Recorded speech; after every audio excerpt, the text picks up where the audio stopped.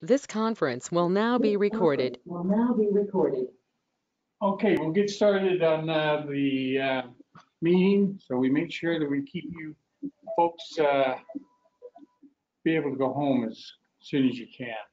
We have two people from DOPL here, Sharon, and your last name is Sharon? Esplin, that's right. You gave me your card, you think I'd be able to read your card. Sharon is with the Enforcement Division, and then we've got Tracy that's here with licensing. A lot of you, when you call up there, will talk to Tracy many times. She's the board secretary for the plumbing and electrical board, actually. And we'll get into that here in just a few minutes.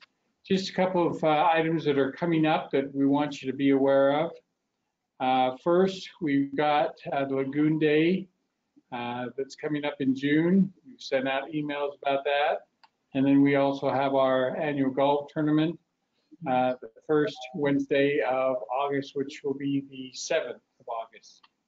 So we're excited to have these activities, and then we have the trap shoot in September. So lots of different activities depending upon what you like and what you don't like, I guess.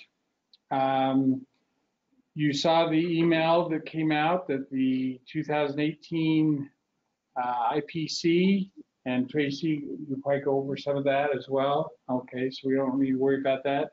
You can get those books online through our website, and we get those shipped directly to you. So with that being said, if you have questions, if you don't have a microphone, you can type those in and I'll watch the comments. And if you have a microphone, just please speak up or mute your mic so we don't hear any background noise from wherever you're at. So Tracy, we'll turn it over to you. Thank you very much for being here. You betcha. Well, I'll start off with just what you said, the 2018 code adopted. We'll start testing on it as of the end of the month. So any of the plumbers coming through or any of your guys coming through, it'll be the 2018 code as of the end of May. Most of the stuff I have to tell you guys about is on recent legislation that was passed, the biggest one being House Bill 187. And there were a lot of changes that came out of that will affect contractors and plumbers specifically, as well as some of the other trades. I made myself some notes because statutorily a lot of this goes into effect next week. A lot of the other stuff where they have given us authority to expand on the rules those are in process and will be done as soon as it goes through a lot of the rulemaking process. But I will highlight a lot of the big items out of there and then just take your questions on any of that stuff. Effective May 14th, House Bill 187 eliminates the trade exam for the E100, the B100, and the R100 contractor licenses. So to get that license, you will no longer be required to pass a trade exam. Along the same lines, it eliminated the need in the experience requirements for an individual to have any type of supervisory experience to get the license. So just a straight 2 years as a W-2 employee working for a contractor gets you just about any classification you want. So just know that Tracy's just delivering the message. She's not the one that created the message. No, Representative Schultz would be the one you'd want to reach out to if any of this upsets you. Effective July 1st, anyone that has to, did you have a question? Yeah, the supervisory thing, could you explain that just so I make sure that? So there was a previous requirement that someone going for one of the contractor classifications have supervisory experience that was documented. Like 300 hours of bid experience or something like that? It wasn't specific. Okay. But that's no longer. So supervisory is done Okay, as of next week. July 1st, anyone that hasn't already taken and passed the pre-licensure course, the previous 25-hour pre-licensure course, is going to have an additional 5 hours. So it will be a 30-hour pre-licensure course, and it will only be allowed to be taken by the Home Builders Association, AGC, and ABC. Thank you. So previously Weber State was approved. Weber State will no longer be approved effective July 1st. On your continuing education requirements, effective with your 2021 renewal, you will be required to one of your 6 hour, okay, so this gets complicated. You have 6 hours, 3 that have to be live, and now 1 out of those 6 also has to be in some type of energy conservation. When you take in classes from ours, we'll make sure to include all of them. Any new application,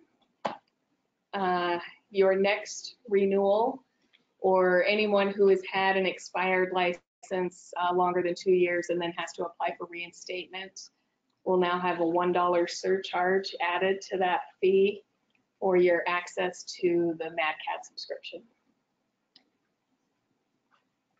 And so you should be able to contact Tom Peterson on that. There will be some information up on our website at some point. Does everybody know what the MadCat is?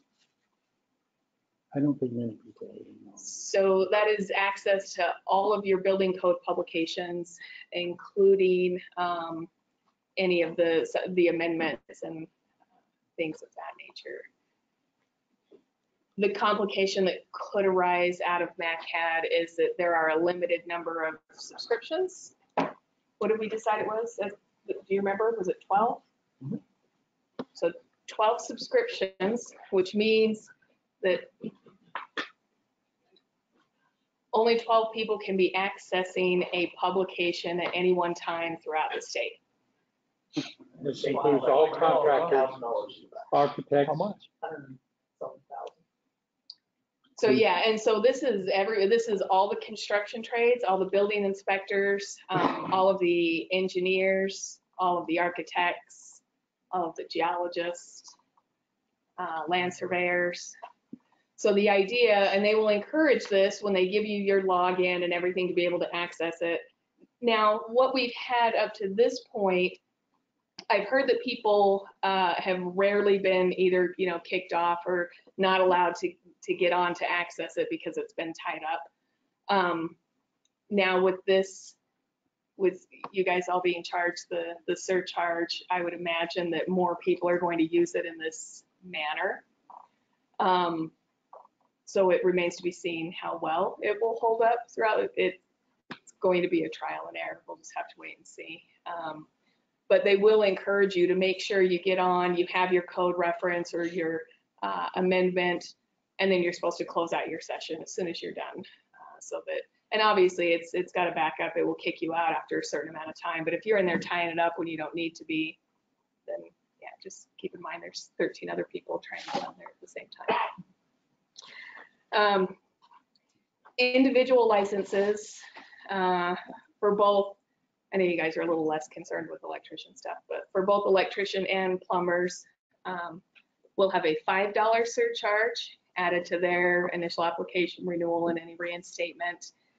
This is because part of this legislation wrote in a specific education fund there will be a separate fund for electricians and a separate fund for plumbers. That surcharge will go in there. It will build up an excess of funds that can be utilized for education purposes. For an example, UPHCA puts on a training course specific to the plumbing trade, and they want to apply for grant funding from the education fund to help fund that training, to get the, offset the cost for the marketing, advertising, teachers, things of that nature. There was grant money already that was part of the licensing. However, a lot of that money was taken away a couple of years ago. So our ability to access that was substantially reduced. This was a backdoor attempt, which succeeded, frankly, to get some more money back into the two trades for continuing education money. Are you talking about the UBCC? Yeah. So those were code-specific classes. Yes. So they had to be focused on code. There's nothing written into the electrician or the plumber education fund that says that it has to be code-specific, but it will have to apply. But that could even be anything from like me and Sharon coming out here to do this. Technically, you could apply for funding.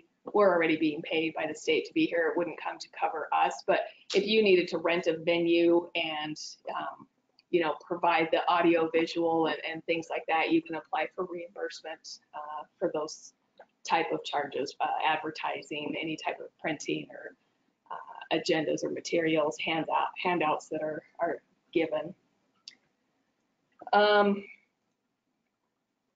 This doesn't affect you guys much, but we finally have defined what low voltage is so that we can clarify who can do low voltage type work without an electrician or without an electrical contractor license. And just for informational purposes, it's class 2 and 3 in the NEC.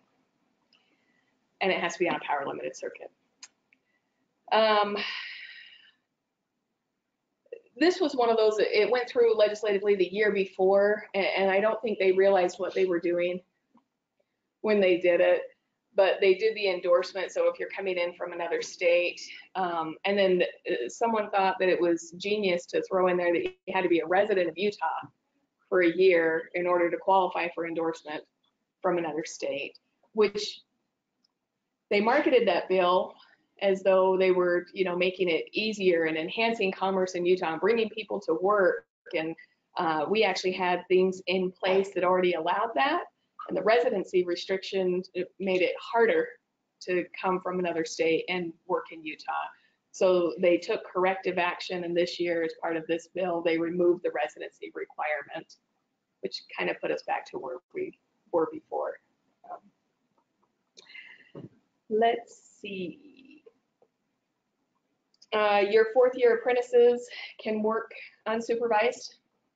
There is no 10-year limitation any longer. So the start of the 4th year, 8 hours in any 24-hour period.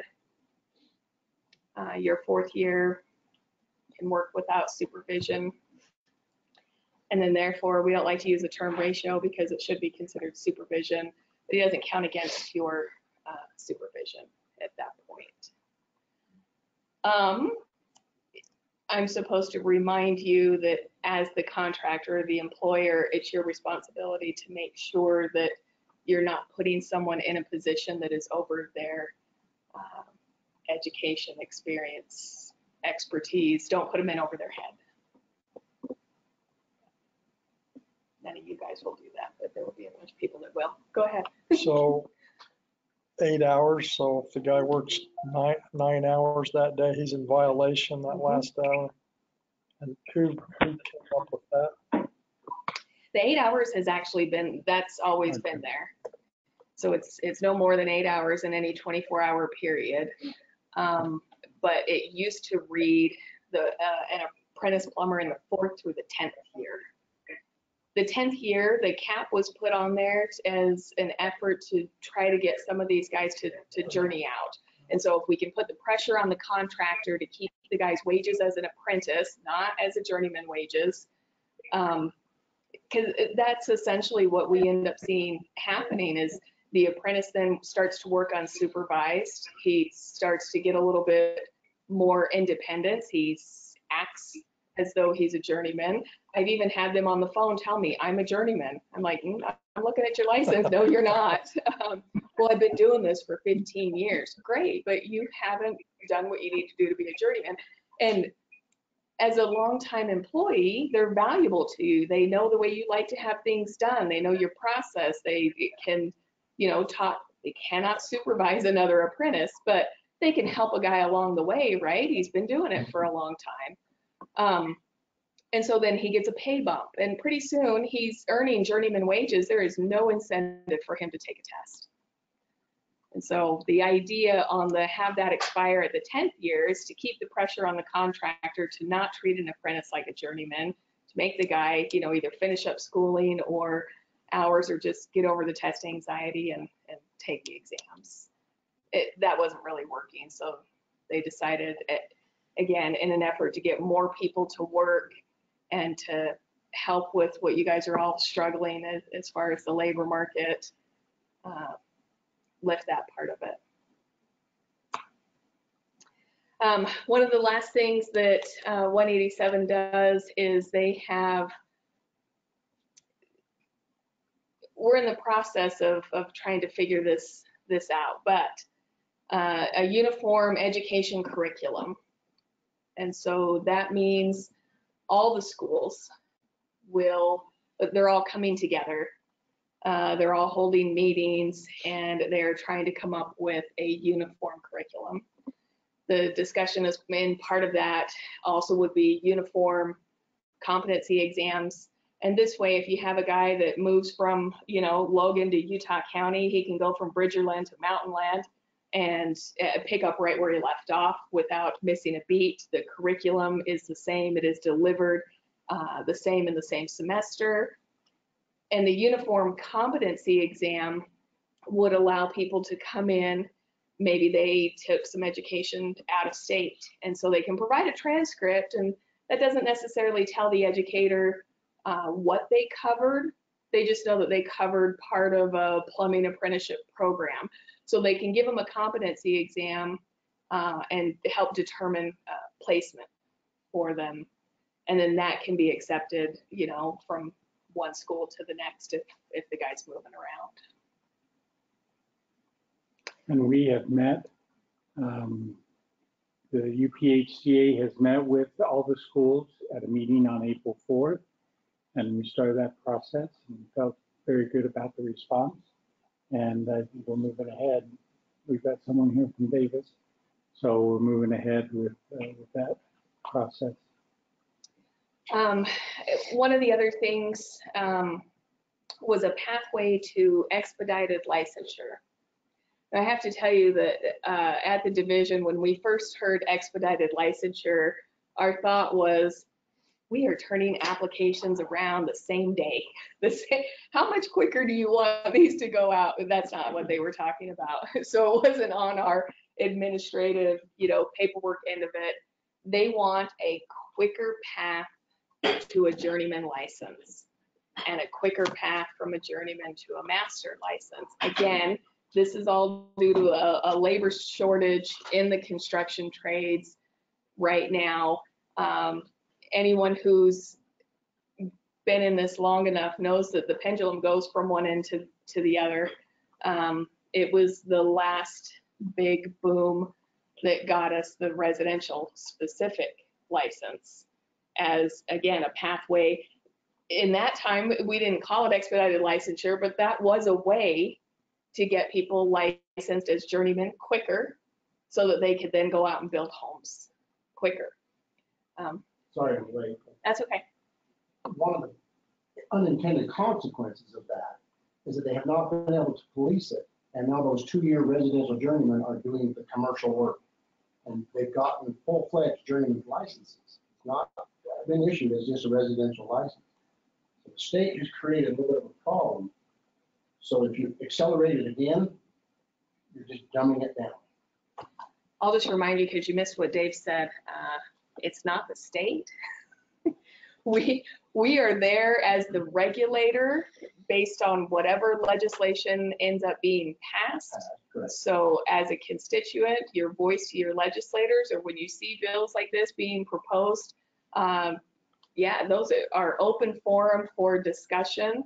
And as members of the trade, I would recommend that you guys really stay on top of that kind of stuff and show up and allow your public comment and let your voice be heard as to the potential unintended consequences.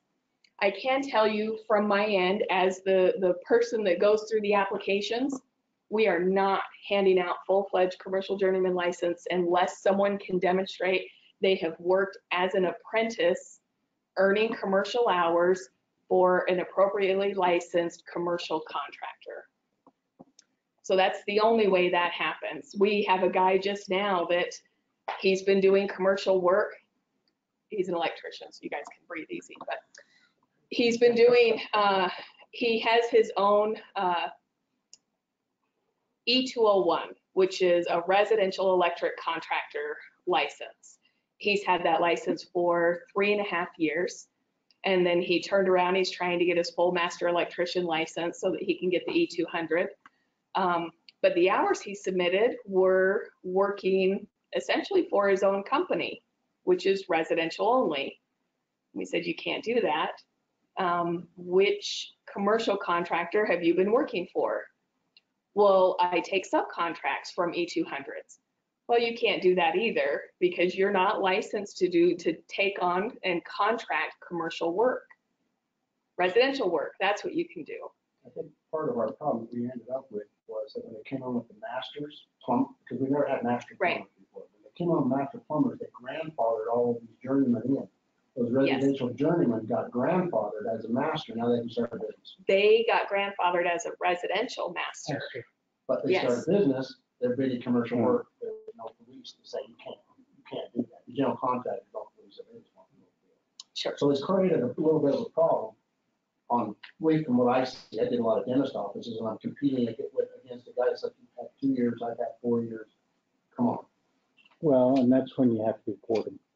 That's what the discussion, right? And he's going to talk to you about that. Sharon, get right up. I don't mean to show up late and be the only one talking. No. That is a concern of mine, and I've seen that, and we've had some discussions about, let's get these apprenticeships out sooner because we have a manpower shortage. That is the trajectory. Yeah. Don't create it as just, oh, we're gonna do this just for the residential. Do it just plain old plumbing, whatever. If we can get it done in 3.5 years, do it. 100% do it. Well, we'll discuss what the plumbing board is doing and she'll continue to discuss what they can do. If somebody has a boat and has a lot of the driving say on what that is, it's not going to do that. It's going to, it's a dumbed down version, but it's not dumbed down. It's, I'll get to it if you give me a chance later. There has to be, and nobody likes to hear this, and I resist as much as you guys. I'm on the paperwork end. I'm not out in the field with you, but on the paperwork end, I can see the benefit from the guys that go to school versus the guys that don't. I can see it on the test scores that come through. I can see it on how well they respect the trade, that they're interested in learning, that it's not just about, I want the bigger paycheck, I want the, I want to eventually own my own company, I want a boat, because I see all of that too. However, it's not just Utah. This is across the country. There is a huge push for deregulation. It's another one of those political pendulums that swings really far one direction and then goes really far the other direction. And why we can't ever find anything right in the middle is beyond me. But it does seem to go that path. And right now we are on the upward swing of the deregulation. One of the things that, Jared has resisted a lot in board meetings as well. This actually has been coming for a couple of years. The legislation has been out there. There's been the chipping away of the requirements. We're seeing it, the idea that there's no longer a trade exam, that you can have a guy who's done roofing for 2 years and now he can go build a reservoir dam or an interstate bridge with 2 years of roofing experience. Not that UDOT's gonna put somebody like that on No, an but interstate it's bridge or up on a, It's the influence of. That's right. The influence of, oh, we want more affordable housing, how are we gonna get labor costs down? but we've been seeing this coming for years. And some of the legislators have come and they've talked with, not necessarily the board directly, but they've talked like with the division and tried to get some compromise out. And there have been many discussions of, you know, what can we do? What is overly burdensome? What is gatekeeping? You know, what are we doing to keep these guys out of the trade or to keep them from being successful? And every time a conversation comes up to try to find a compromise, up until this point, there has been kind of a firm line, exactly what you're saying. You know, we don't want to go this far. And so we're going to draw a firm line in the sand. And what they proved to us this year is that they will dictate it through legislation, and then you'll have no say whatsoever. Some of this legislation that I'm talking about actually started with the idea of zero supervision of your apprentices. Zero. The deregulation of licensing on residential projects, period. So you don't have to have any plumbing or electrical experience. If it's on a house, you can just go do it. So if they're going to push that far, the compromises that have to take place are to help you. You may not like it, but to help you have some control over what happens in your industry. Because if there's not anything that is flexible, they will legislate it, and then you'll have no say whatsoever. Considering 2 years ago, they tried to just do away with their license. Right, and I've heard some rumors about that. Where we're at right now is a lot better. And really the path of where the board is headed, from what we understand, really is gonna strengthen our industry. One suggestion, I don't know exactly what the position is, are you the friendship board or you with Yeah, I'm the board secretary for the plumbers board. is there a way that we could get our apprentices to actually test, take the state test right when they're in school? You let them out of school, they don't go back. What? And now we have apprentices. Yeah, we already have, right, I pushed for this and finally got it approved last year to where once you start 4B, you can take both your tests. And you can take them, right now you have to finish school still, but in the new stuff we're working on, there will be a chance actually to take it sooner and you can test out of school and just be completed. That would be our lives. And that- Once you out of school, they don't go back. They don't go back to test. I've pushed for the last 6 or 7 years to make, I find a little bit of a problem because the board is talking, the members aren't getting the information. Whether that's not getting Dave to type that up, to say, hey, newsletter, this is what we're working on. Not getting that information out to us. To say, hey, voice your opinion, what do you guys think? This is the direction we want to go, what do you want? Well, let me tell you what happens. So some of the problem when that information gets, not to say that you guys shouldn't have that information necessarily, because I think you should, but at the same time, when we started working on, still in the works, by the way, should have gone through somewhere around last December, that there was no more rolling clock on the exams. So right now, your guys have to pass both exams in a 12-month time period. If they don't get both of them in the same 12-month time period, the exam expires, they start over. Now they have to retake the one exam they already passed. They struggle on the second exam for whatever reason. So we pushed through the rule and got it approved that said that there was no longer an expiration date on the exams. That rule has yet to be approved. And I answer probably 2 or 3 phone calls a week from people who heard that was going through, but it's not final. It's not formal, and we have these guys, and so then the word starts getting out, and pretty soon more guys are calling, and you don't ever want to give people the impression that because it's in process that this is an absolute. The board is working on, hey, this is the direction we want to go. Give that information out to members so that we know a little bit more opportunity to involve. Sure. We're going to be doing as a trade, not just four guys sitting in the ring.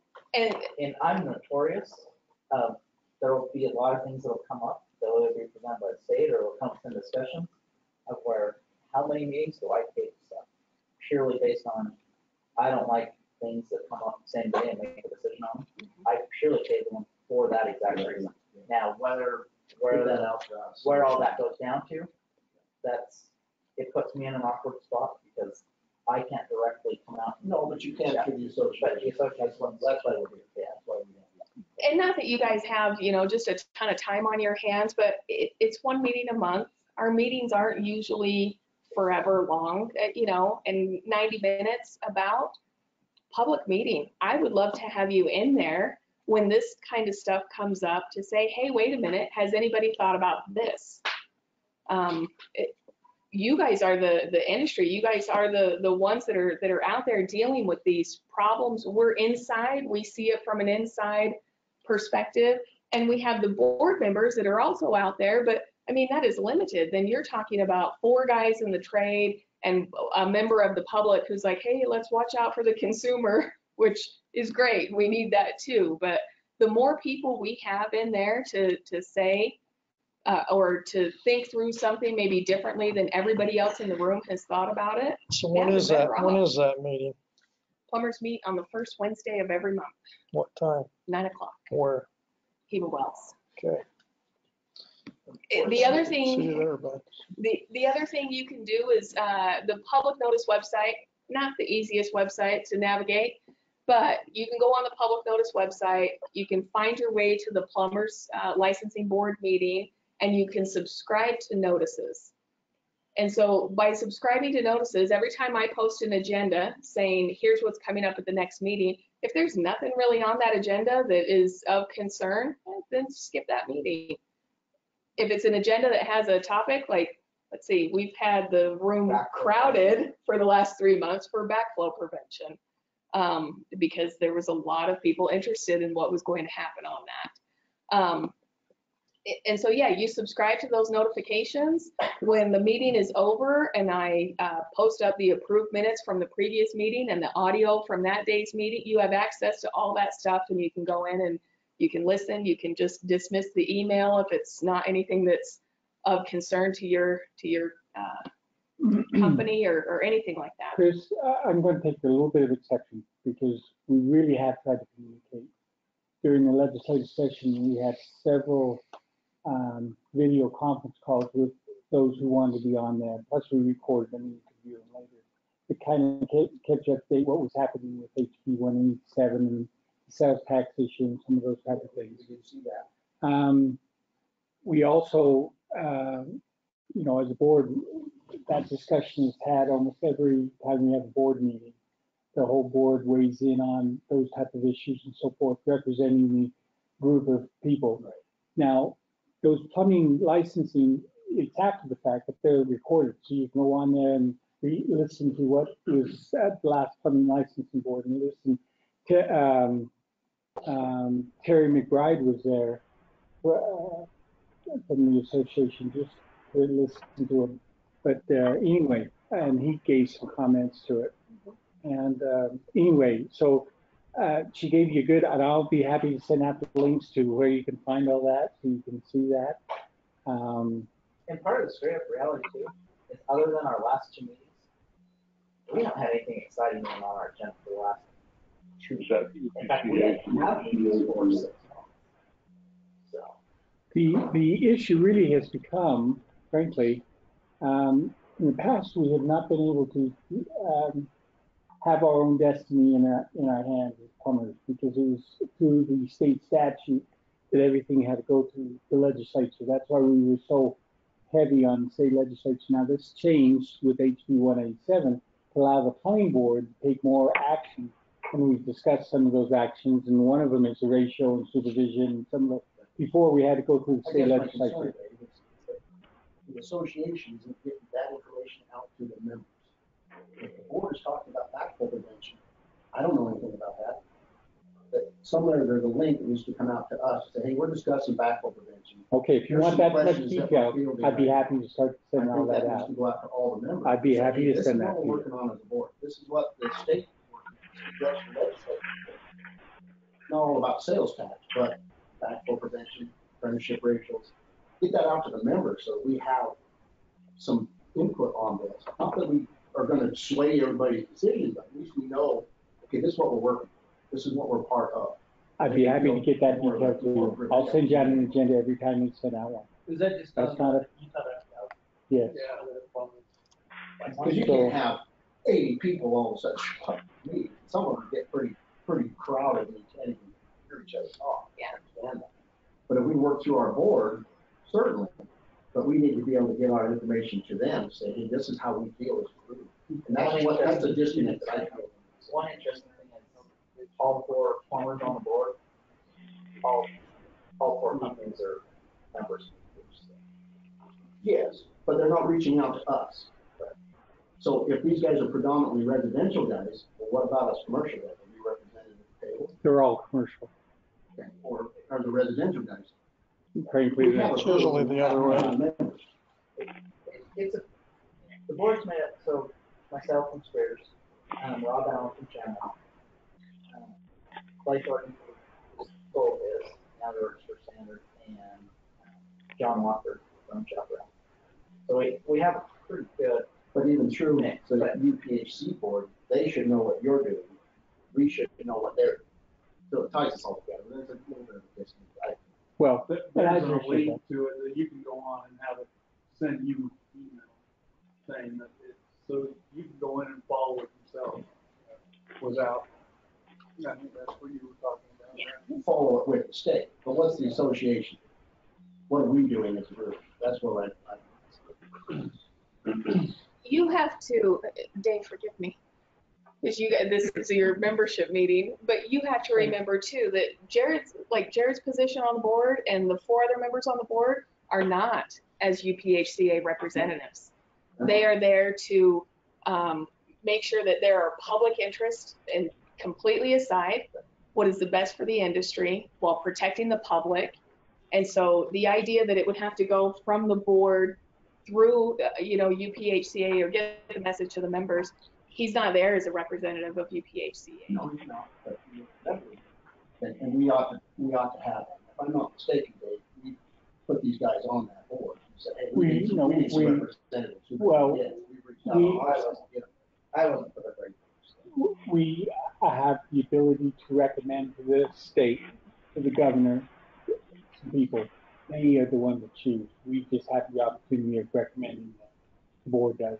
Now, I appreciate your comments, Chris, because I'll work better at trying to do that. But when I go on, I can see who opened emails. I can see who saw the videos and so forth. And when I have 3 people or 0 people even watch some of those videos during the session, I'm saying, well, it doesn't seem like there's a lot of people interested in it. Now, knowing that you want to have some of this more, I will be happy to get that.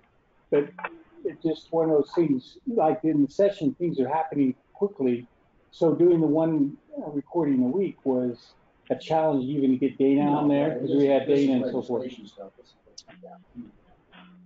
But I'm just saying, as far as the board is concerned, I'm there almost every time, unless there's a conflict that I can't get out of. Just get no notes out. But Say, hey, I'd be happy to get that. We went through a phase where we worked on But fire sprinkler residential. Never heard about that as a group. You didn't work through that on the board. You what the board was working on. The only thing I caution is what Tracy was saying, is that what they discuss doesn't mean it's been put into law.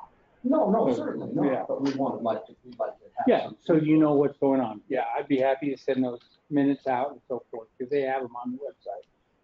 Tracy, Go ahead. so the governor's office decides what 4 plumbers get put on the That's state correct. board. Is that correct? Yeah, so there are recommendations that are made. They usually come from an association that is affiliated to the trade So the on union- some So we level. make a recommendation.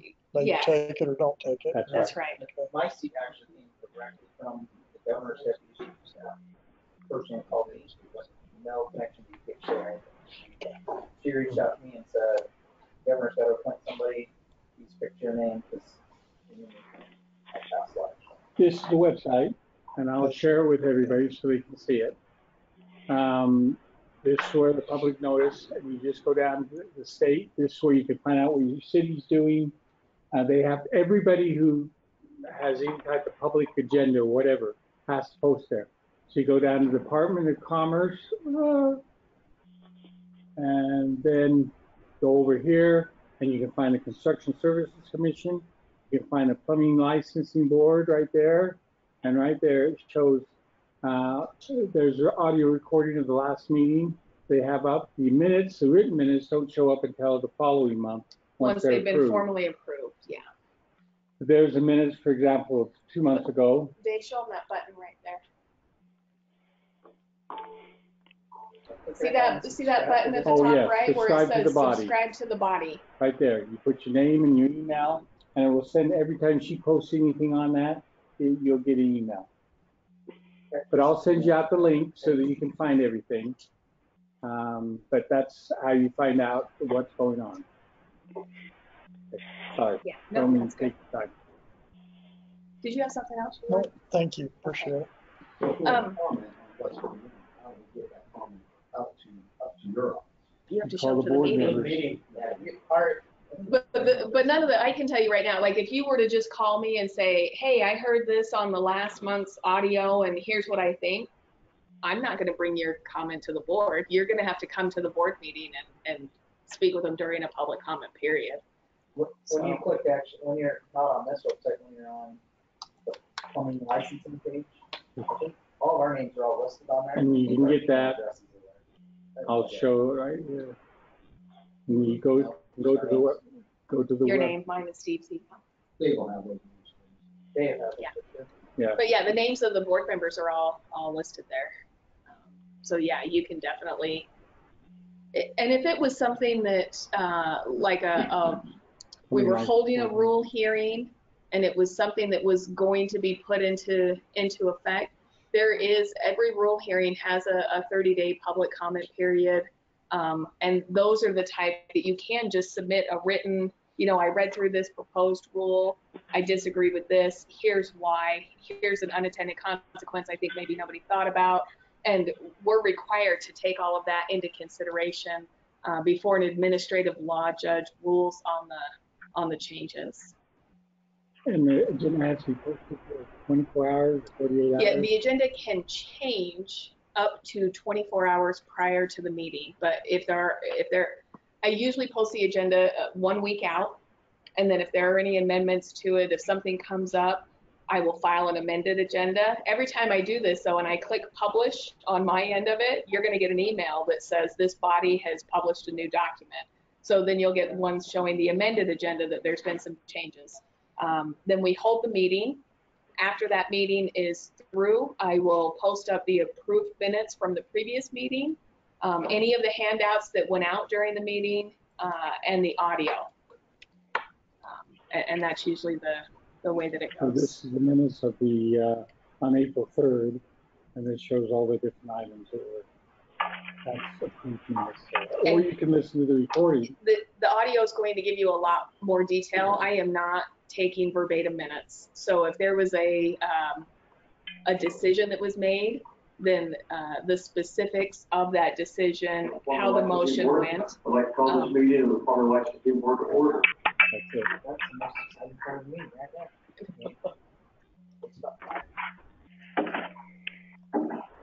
Okay, so anyway, that's, Yeah, so that I'll gives you all send you the out the link. information. I will tell you though that, and I've seen this, I've been at DOPL for 10 years. I've seen this repeatedly. It's not until a piece of legislation goes through that people get all up in arms about it and want to say, how did this happen or why did this happen? I was shocked at the amount of stuff that came out. There was 2 or 3 bills that had just huge chunks of changes to your industry.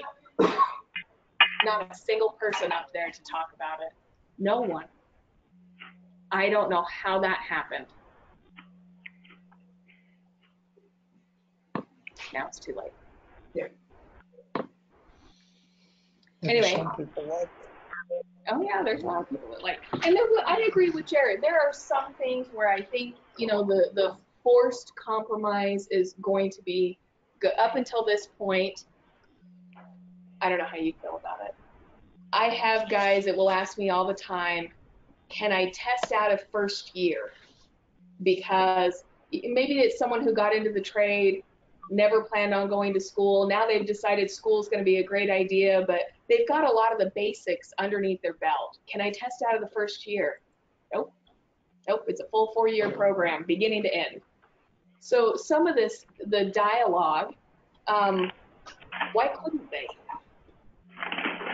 If they can decently pass the competency exam that is given to the student at the end of the semester, and they can show that they know this, that they have the knowledge that it takes for everything that was learned in that semester, why can't they?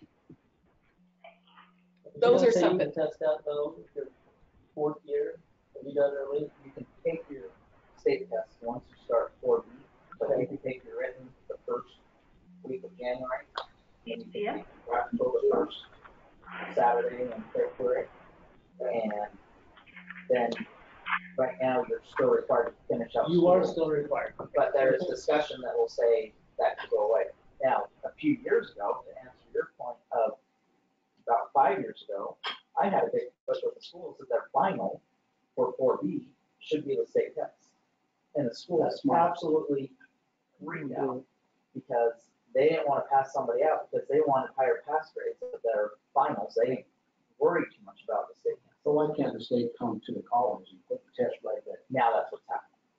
That's Which there was a better path. back when the economy was bad. These guys go through 4 years of school. They didn't have their hours to test.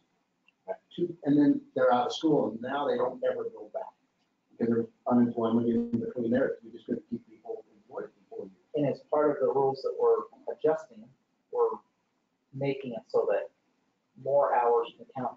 Well, we're hoping to make it so that more hours can count during the year, because right now you can only get 2,000 hours. That would be really We're nice. wanting to up it to Thank you. 3,000, 3,000. so that in essence, If you're doing that overtime, you're on the job. right, yeah, if you're in, and you're not gonna, nobody's working 3,000 hours, But you allow that 2,300. but 23 or 2,500. Right. Because one of the biggest things that I think a lot of us run into is how many of us hire somebody between August and December, and a lot of these schools now have the accelerated first year, where you do 1A and 1B, and then you get somebody that passes their test in January and February and they're 4B.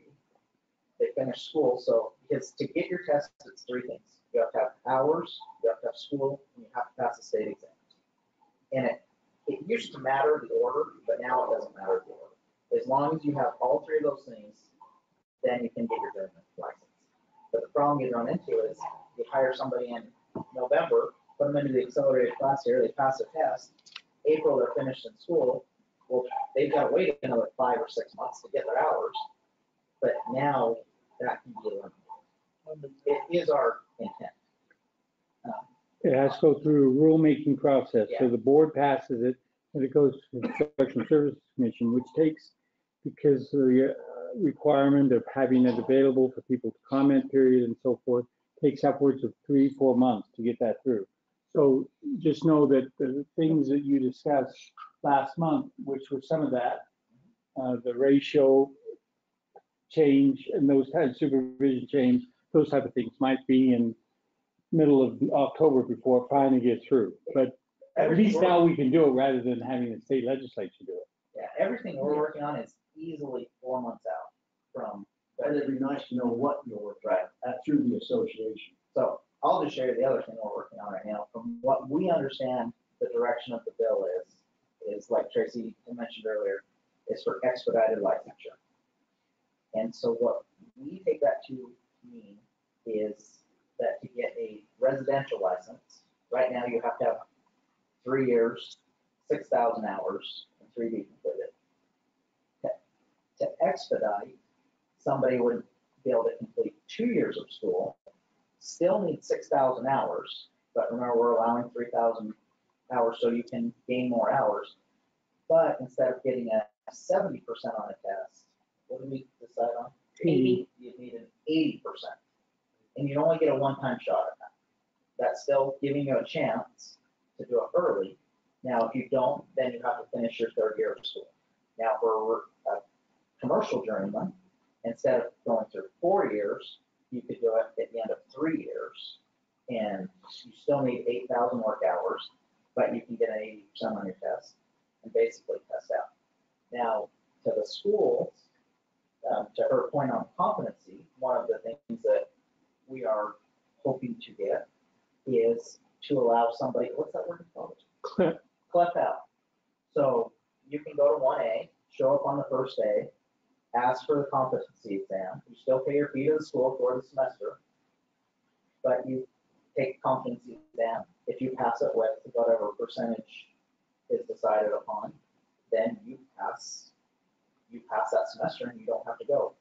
Now, it doesn't mean you can go 8 nights and take 1A, 1B, all 8 competency exams, but it would allow you to not have to go to that semester, which from my standpoint as an employer, I think that sounds great, because then your guys are more available to you if they can take that competency and pass it. And it still Now, takes the same amount of time. It still takes the same amount of time. One of the things I don't love about it though is I'm afraid a lot of people are going to miss the discussion part of the classrooms, because I think that's one of the most important parts. But if you get somebody that can get an 80, 90% on a competency exam, I'll cover them. But I want to emphasize this. This was not possible to have that type of discussion until House Bill 187 was passed, because it didn't allow the board to make a lot of those type of recommendations through the rulemaking process. And that just passed, hasn't even gone into effect. It was the end of May, when does? May 14th. May 14th. So what you're hearing, and that's why we scheduled this meeting, was to bring you up to date, because really the first meeting you really had 2 meetings So we've had 2 with that idea in mind. The first time we were even able to talk about it was our April 4th meeting, and we had more discussions about it in our May meeting because we were able to understand more about it. Because up until a couple weeks ago, we didn't even know what the heck was going on. In fact, I don't think the state knows what's going on. But one thing I can tell you is the board getting that ability came from UPHCA's lobbyists negotiating that into the bill.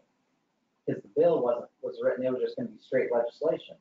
And they negotiated it to allow the licensing board to have the control, which that was Which allows more public comment. purely based on Dave Hill's driving.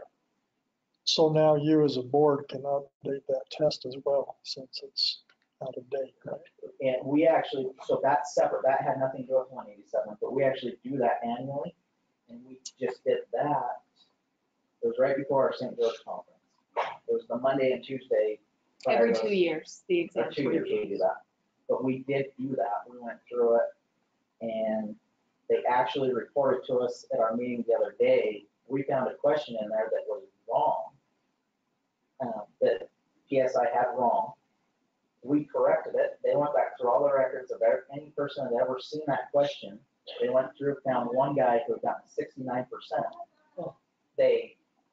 He had since done a retake. However, they went back and refunded him his money for his retake.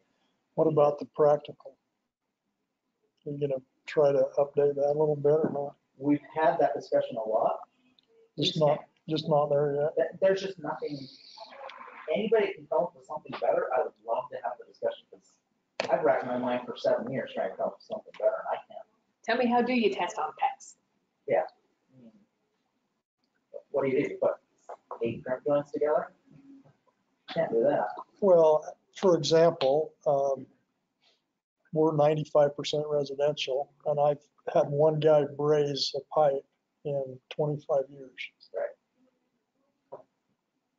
It's just, And I hired guys that need brazen.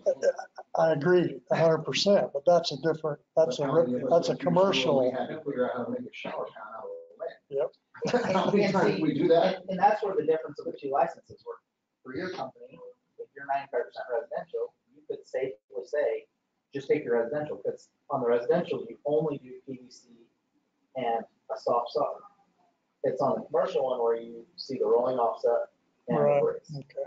But the problem you run into then is just like he brought up earlier, your guys go and take their residential, and then you've got a commercial project, well, they're not any good on that job. Yeah.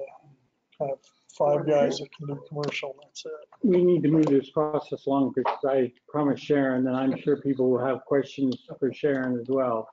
Tracy, thank you. I knew you were going to open a Pandora's box, and you did a good job of it. Thank you. That's why we let her go. I have cards over here too, if you guys. And we'll have a chance, if you have any questions, those people are online, we have a big group online. You're welcome to write those into me or unmute your phone or your computer, whatever, and I'd be happy to ask that question for you. So this is Sharon. He's been with DOPL enforcement for how long, Sharon? 23.5 years. Yeah, as long as I can remember, you've been there. So we welcome you here, and please go ahead. Thank you. I thought this evening we'd talk a little bit about some of the things that we do and just try to give you a heads up to what's going on out there that we are finding in regards to the violations that we come across. And the biggest thing is, I'll start with number 1, is expired licenses. And the problem with that is we get out there, and if it's not current December 1st, we have a problem because it expires on the 30th. And we try to be honest with you, we try really not to hit it hard, to give everybody a little bit extra time. We get pushback sometimes from the division, you know, depending on who's there. You need to be out. Our previous supervisor or chief said, well, it's Christmas time, we're not even going to look at it till January, you know. And then we get a new chief and he's saying, no, it expires December 1st, you'd be out there. So we try to work with you, but the bottom line is you need to make sure that you put it on your calendar with the new calendars you have on your phones and stuff. You just put it in there and it beeps you. It tells you that whatever you need to have for your appointment. It's an extra $500 that you could keep in your pocket if you just remember that. It's a lot cheaper. It's easy. It's cheaper. It's cheaper to get it done than it is to have us come across it and find it. Because then when you renew, you still have to pay a late fee, and it's just, I don't want to beat it to death, but that's probably the worst thing that we come across. And what we find out is I suspect that the unintended consequences of the going through the journeyman retraining, getting these credit hours has magnified that problem, because they're not getting the credit hours, so if they can't get their license renewed. That's how we're having a problem. Now, the association's done very well to make sure that the credit hours are available at a reasonable cost. But there's a lot of guys that slip through that crack that just won't do it. I'll tell you right up front, the ones I ran into, very few of them have been credit hours. Is they move and they don't notify the division of their new address, and it goes to the old address, and it's got to come back to the division. It doesn't forward it and so they don't change their address when they move, and so it doesn't get forwarded, and they forget about it, and it doesn't get done. So it's just something that needs to be done. They need to just remember, when you move, it's like your driver's license. You got to let the division know so that they can send it to you as a reminder, because they send them out, about 90 days at least before the renewal is due, as a notice. And My phone gets pretty hot when you send out a notice. So that's just kind of a heads up. That's probably the biggest thing we find out there is expired licenses. The next thing is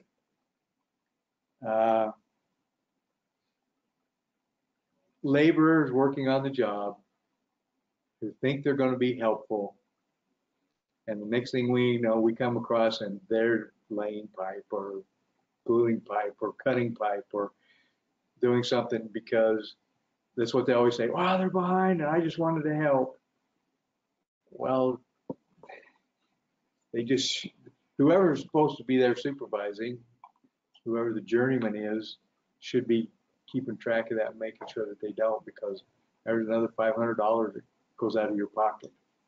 And, well, actually $800 for hiring an unlicensed contractor and $500 for them for working as an apprentice and not being licensed. So that's another big problem we run into.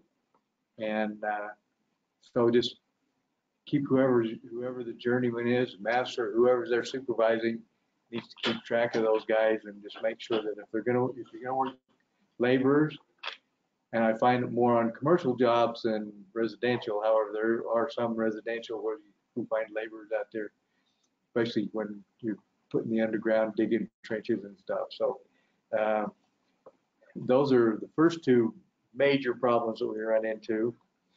And the other one that I ran into a little bit this year, and it's been interesting, is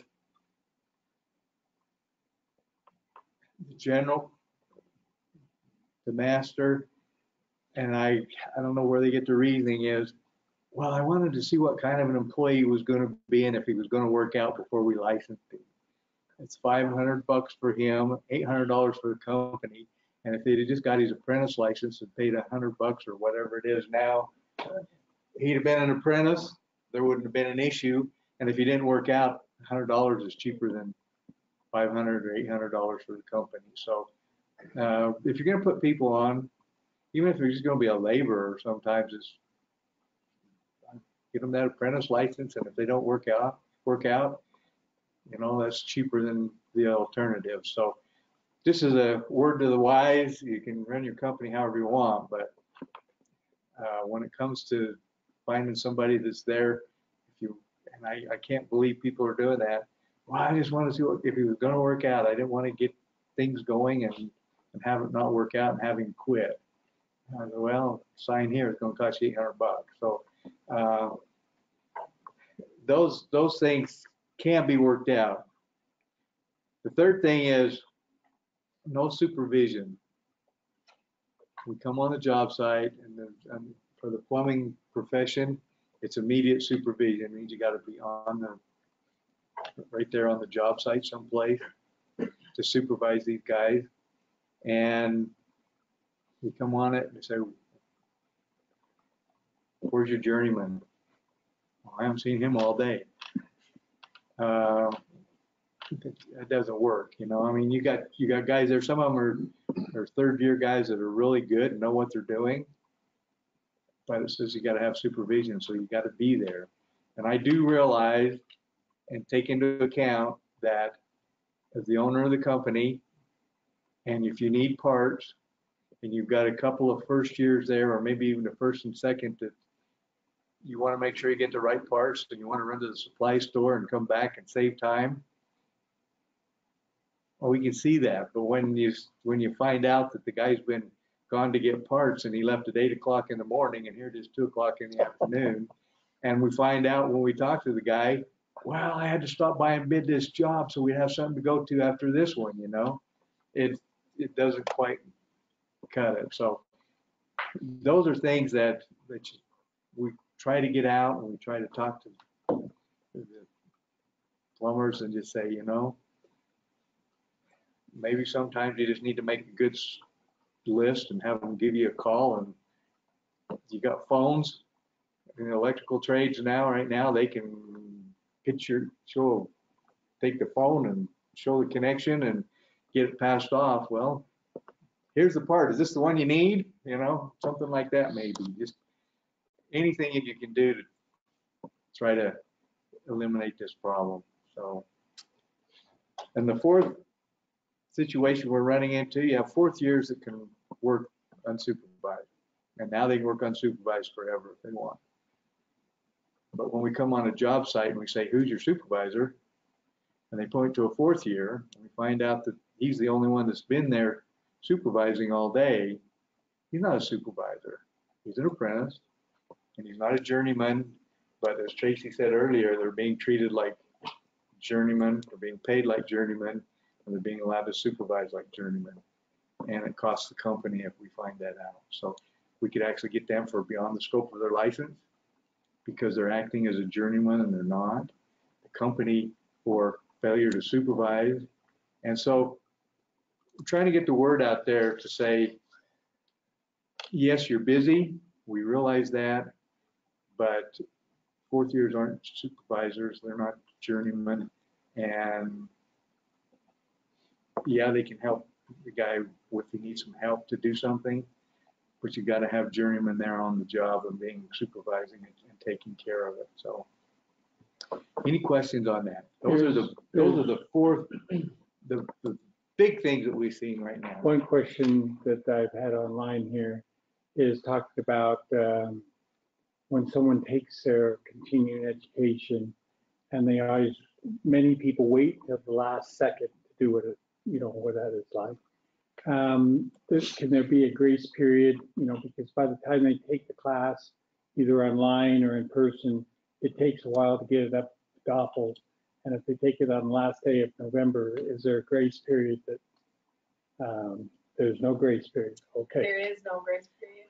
Yeah, And the two idea grace behind that is, like you said, the note, first of all, you guys could be doing your CEs right now for your renewal in 2 years. So That's what we do. So when you have a 24-month period to get it done and you wait until November 30th to do it, there's not a whole lot of sympathy from the division on that. And when they send out a 90-day notice to tell you your license is being renewed, it gives you 90 days to get some, you know, there may not be a lot out there, but to grab whatever you need to try to get your hours for the CEU. You know, I think also it would be important. I know that DOPL can't force the issue, as what I understand, Tracy, but put their email address. They might move to a different address, but their email typically Yeah, is so the same. the renewal reminder goes out by email first. But you only have half of them have emails, maybe 2/3 maybe have emails. I just noticed that the list that I Yeah, get from so DOPL or if anyone calls, in between, like when the email notices go out and the hard copy renewal reminder goes out, anytime we're on the phone, because we understand that there is going to be a push, just like there is everywhere else, where pretty soon they're not even going to allow you to file paper applications or renewals. It is going to be forced electronic to the extent that they can force it. 100% I don't think is reasonable. You're always going to have someone that doesn't have access or whichever. But the push is going to be a very hard push for the electronic submission of this type of information. Well, the easiest way to get that then is through the email address. So anytime we have someone on the phone, I just need to update my phone number or my address, or can you tell me how many hours? We're pushing for the email address. There's no spam. That stuff doesn't get, except for the licensee list, which gives you the marketing for your continuing education.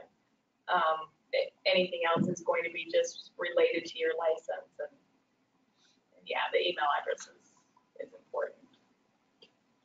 Here's one question that's a hot topic, especially those who are in residential, especially is the handyman issue. Could you kind of go over what the handyman can and can't do in your eyes? Okay. A handyman, by statute, the only plumbing that they can do, and it's in the plumbing rule, that they can do up to $300, and it's basically out there for anyone. And they can't do anything in the wall. All they can do is like set a toilet, change out a toilet, or a sink, or a faucet. They get behind the wall. They can't get behind the wall, and it's limited to $300. So that's labor and material. Now, they can't advertise that they do plumbing. They can't advertise that they're doing plumbing, and we're writing those. They can't do electricals even less. They basically can't do any electrical, but because it's in the plumbing rules, they can do up to $300.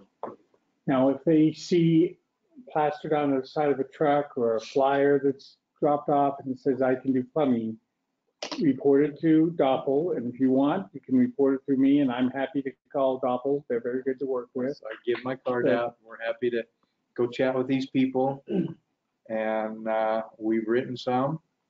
And if we see it on the advertised out there, we stop them. And our problem is we don't see a lot of them, and they're in and out. I put this on the end of my, but I'm going to bring it up right now since we're talking about it. And that's what I always tell people when I'm out in the field and I talk to them and they're saying, well, why don't you do more of this? I'm saying, there's 11 of us for the whole state, 2 in St. George, 9 of us up here, and one of those is the supervisor that never gets outside. Another one who basically does audiologists and CPAs and those kind that keeps her pretty much in the office. So we have 7 people out, well, 9 people counting the 2 in St. George, running the whole state. So what I say is, here's my card, and we're going to help each other regulate the profession. You call me, and I'll help you out any way I can, because your eyes are going to see a lot more than I am. And we're happy to help. We may not be there, you may see it today, and we may not be able to be there today, but I guarantee we'll be out there as soon as we can. I just got back from Logan today. I got a text yesterday from a fellow who has been after this guy that's doing drywall up there. He's competing against him. He texted me last night. I was able to get up there today. I found him on the job, and he told me that he's working for a contractor as an employee, and I couldn't get a hold of that contractor. And I got a hold of him as I was sitting in the parking lot waiting to come in here this evening. And he and I and this other fellow are going to meet Monday morning at 10 o'clock in Logan, and we're going to cite him for contracting without a license. And the contractor that hired him was going to get a citation for hiring an unlicensed contractor. So we do follow up on it the best we can. But you're right. Like I said, this people are in the profession, and this is the third or fourth that they've called in on, and the other guy was a lot harder because they only knew of one job and it hadn't started yet, and they kept going back and went back one day and they was half done, and went back 2 days later and he was just finishing up hanging the drywall and getting ready to tape. So not to belabor the fact, but we are there to help you, and we'll help you as the best we can if you want to go take the time to give us a call. The next thing we're going to talk about, and with the licensing the way that it's gotten loosed up, and I say that literally because things have gotten really fairly easy to get a license, almost anything anymore. What's the designation of a plumber, the work that you can do? Within a building, within 3 feet of the building, and within the building. So any plumbing that needs to be done outside of that 3 feet can be done by a P204, can be done by a general contractor. It can be done, so if they're doing backflow devices out there that can be done by anyone. Do I want it done that way? No, I don't. However, with licensing the way it is, if as a plumbing contractor, you want to expand out into those areas without changing, and my understanding is they're working on trying to get that changed, but the way it is right now, and I talked to the bureau manager over contractor licensing just to make sure today, and you don't have to take a test. You don't have to go to any other classes because you are plumbing contractors. You can apply for a B100 general contractor's license, and you can apply for an E100 engineering contractor license and pay the fee and have that attached to your contractor's license. And you can work in the building site, you can work out in the right of way, wherever, where your license now limits you to the building and within 3 feet of the building. So with that information, I talked to Steve Duncombe, that's the bureau manager over plumbing contractors, and discussed that with him today, and he felt that was something that might be of benefit to the profession. So I just wanted to make sure and ask him what you had to do, because they were saying that you had to take classes and stuff, and the bureau manager over contractors came in, or went by, and we called him in, and he said, nope, you don't have to take any. All you got to do is apply, pay the licensing fee, and you can attach that to your license. So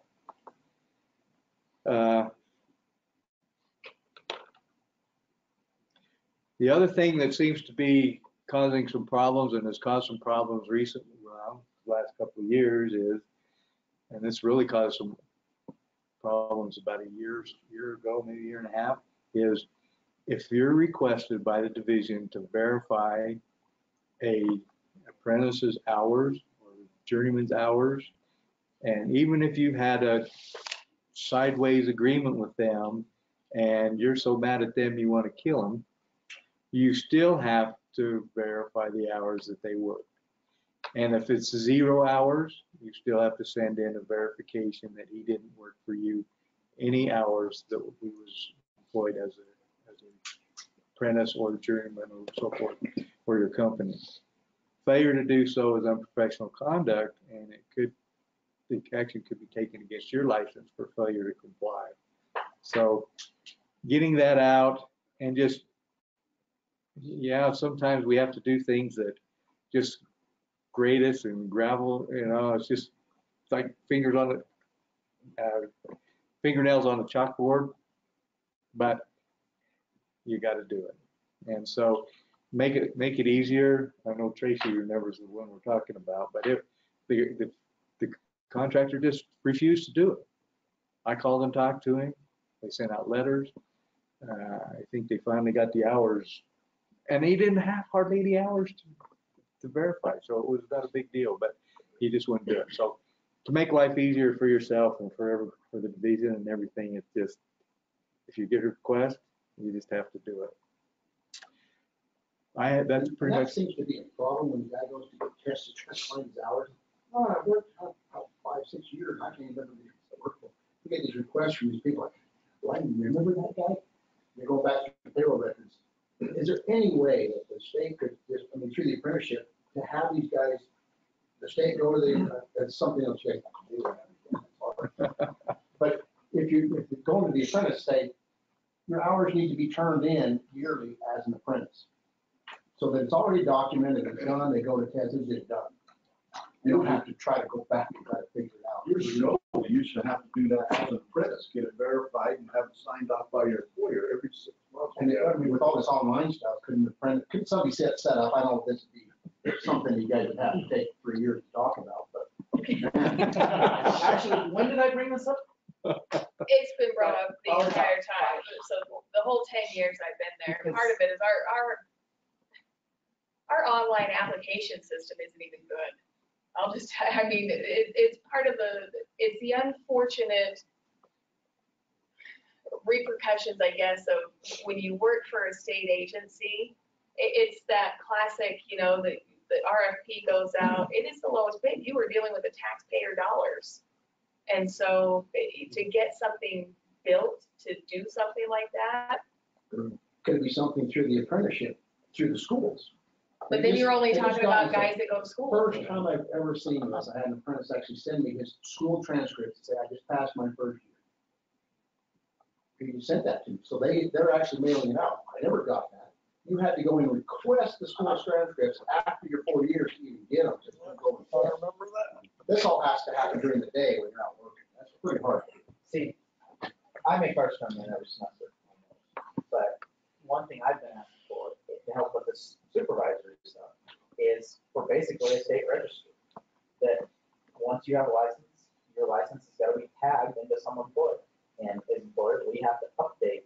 So if you hire somebody, you got to go grab them out of the registry, tag them into your license, and that keeps you within the ratio.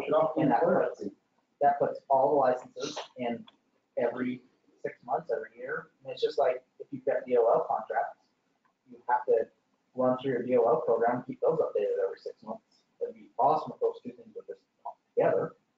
But yeah, I've tried that a long time, but unfortunately the response from Bob Tracy is you gotta get somebody to design it and create it. And Well, you have to put money towards it, and that requires a fiscal note on legislation, So which is let's say very we don't non. do it through the state. Let's say we do it through the association. Here's one of the benefits of working for a contractor that's in the association. We're sending in affidavits every year to say, this guy was my apprentice for the year. Here's an affidavit association saying, you're keeping track of it. He moves on to some other company. He's now sending that information. You're collecting it. You've got his license confirmation or an email address to say, it's been 4 years. Here's all your employment records. Well, I'll let you in on something.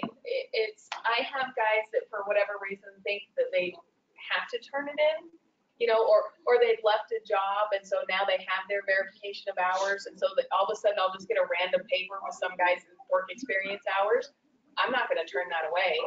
I will upload that into our database and I will record the hours and we will already have them.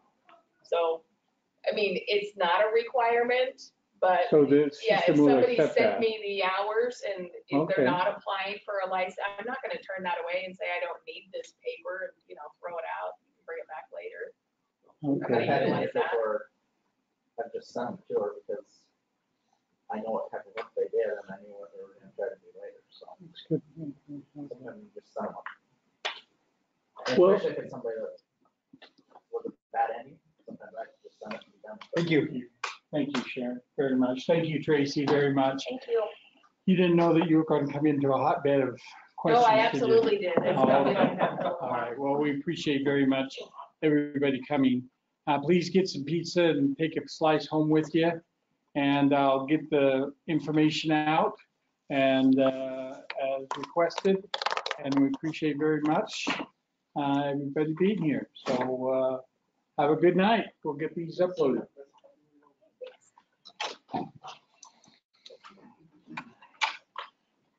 Did you hand out some cards? No, you don't.